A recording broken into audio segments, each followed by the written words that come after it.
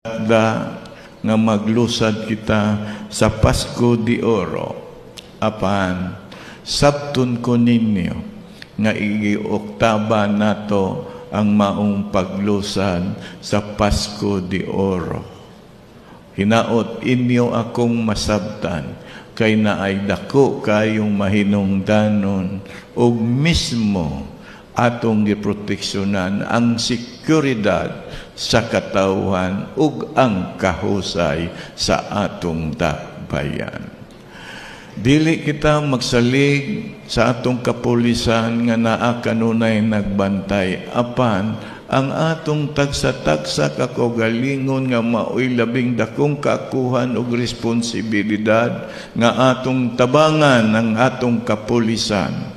Labi na kung adunay mga dagkong katiguman, hinahanglan atong tabangan aron magpadayon ang atong kasaulugan sa Pasko nga malinawon ug malipayon.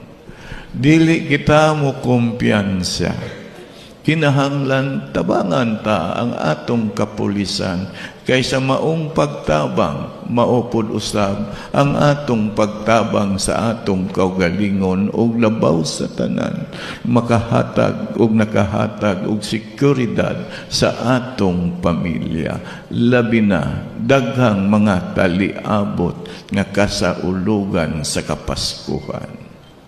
Muna gi-oktaba sa nako ang maong paglusan sa Pasko de Oro. Dili nako isugal ang kahusay o kalinaw sa atong dakbayan. Ang seguridad sa katawhan ang akong gipatigpabot.